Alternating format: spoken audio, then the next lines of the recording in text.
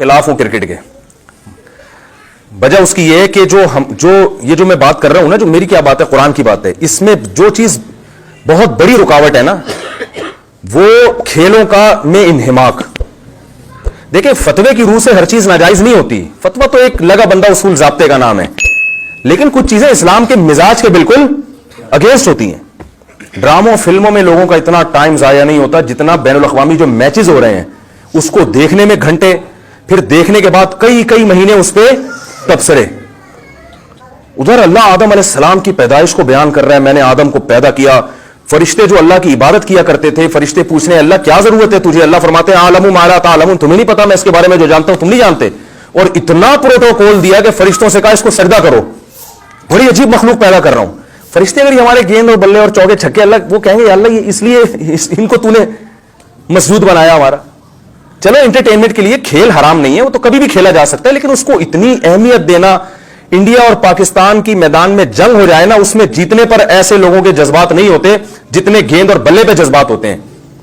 اتنا زیادہ اس کو کھیل سمجھنا چاہیے. جیسے محلے میں کھیلا, تھوڑا سا ہارے جیتے, ہنسی ہلہ گلا ہو گیا, ختم ہو گیا. انسان کو ایک ذہنی تفریح چاہیے, بس اس سے زیادہ کھیل کی اہمیت بولو بھائی نہیں ہے اسلام میں.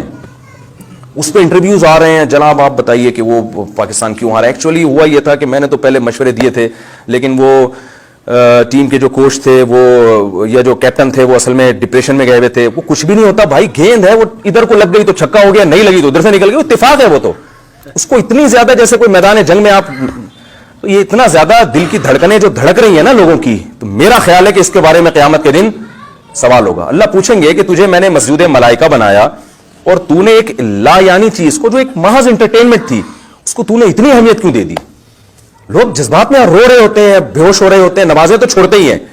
تو یہ صحیح نہیں ہے, میری رائے یہی ہے, اس کو نہ دیکھا کریں. میں نے جب الحمدللہ ٹیلی ویژن جب چھوڑا ہے نا تو کرکٹ بھی چھوڑ دیا تھا, حالانکہ ہمیں کسی نے بتایا نہیں کہ یہ کوئی حرام ہے. ہم نے کہا بھائی یہ تو اسلام کا مزاج ہی نہیں ہے, یہ تو سمجھ میں نہیں آتا.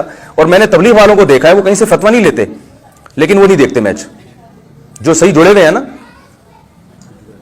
جو صحیح, حالانکہ ان کو کسی مفتی نے نہیں بتایا ہوتا کہ نہ دیکھو, لیکن وہ چونکہ بار بار ایک چیز کو ہم آئے ہیں دنیا میں دین کے لیے, ہم آئے اللہ کی, وہ اتنا ریپیٹ کرتے ہیں کہ ان کے دل میں یہ بات راسخ ہو جاتی ہے. وہ پھر ہر وہ چیز جو مقصد حیات سے ہٹانے والی ہو اس کو خود بخود اپنی زندگی سے نکال دیتے ہیں. تو ہر چیز مسائل سے نہیں پتہ چلتی. کچھ جب آدمی دین پر آتا ہے اور جو مقصد حیات کو پہچانتا ہے تو کچھ چیزیں اس کو خود بخود ختم کرنی پڑتی ہیں. وہ سمجھتا ہے کہ یہ صحیح نہیں ہے, میرے ویژن تک, میرے مقصد تک پہنچنے میں یہ چیزیں رکاوٹ ہے.